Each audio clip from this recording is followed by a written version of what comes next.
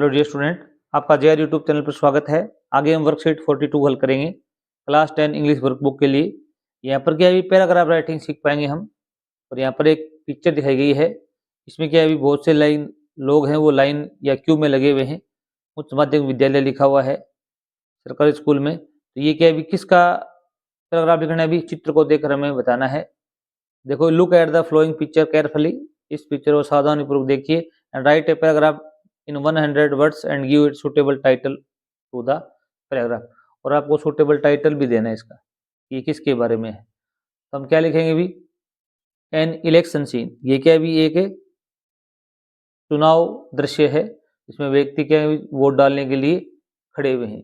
इसमें हम 10 लाइन लिख सकते हैं। This picture is about an election voting. यह जो तस्वीर है वो क्या है, अभी चुनाव वोटिंग से संबंधित है या चुनाव वोटिंग के बारे में है। पहली लाइन आप ऐसे लिखोगे।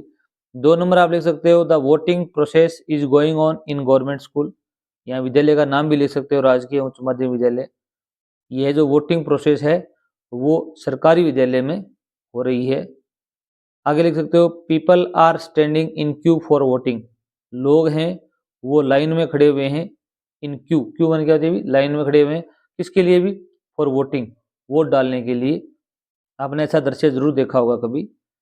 आगे देखो, अभी an election is an important feature for a democratic country. चुनाव है वो एक लोकतांत्रिक देश के लिए महत्वपूर्ण विशेषता है। People can elect their own leader. लोग हैं वो अपने स्वयं का नेता चुन सकते हैं। अगली लाइन ये लिख सकते हो आप, people can elect their own leaders.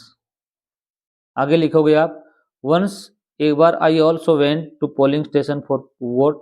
मैं खुद भी पोलिंग स्टेशन गया हूँ वोट डालने के लिए। हो सकता है आप अपने दादाजी के साथ गए हों, तो आप लिख सकते हो, once I also went to polling station with my grandfather. Station यहाँ लिख सकते हो, विद माई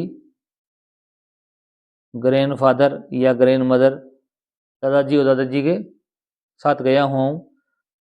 आगे लिख सकते हो, the polling of votes begin at 7 AM। 7 बजे पोलिंग स्टार्ट हुई थी। एंड एंडेड एट 6 AM, और 6 बजे समाप्त हुई थी। आगे क्या लिखोगे भी, मेन एंड वीमेन, आदमी और औरतें, या आप लिख सकते हो voters, are casting their vote on EVM, या यहाँ लिख सकते हो थ्रू ईवीएम। क्या लिखोगे, थ्रू। जो वोटर्स हैं, जो आदमी और औरतें हैं, वो क्या कर रहे थे, अपने वोट हैं वो कहाँ डाल रहे थे भी, ईवीएम के थ्रू डाल रहे थे। ईवीएम क्या होता है भी, इलेक्ट्रॉनिक वोटिंग मशीन। अगर देखो भी, polling team was doing their work honestly.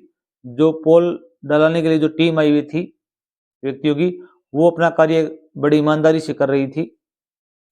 I felt proud to cast my vote to country. मुझे गर्व हुआ मेरा वोट देश में या देश के लिए डालने के लिए। आप लिख सकते हो, I felt proud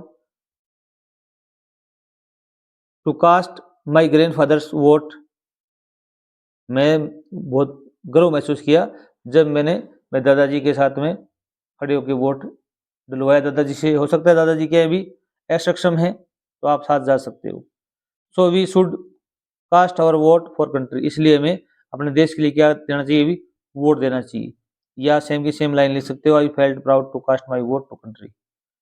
so we should cast our vote for country. हमें अपने देश के लिए क्या डालना चाहिए, भी वोट अवश्य डालना चाहिए। थैंक्स।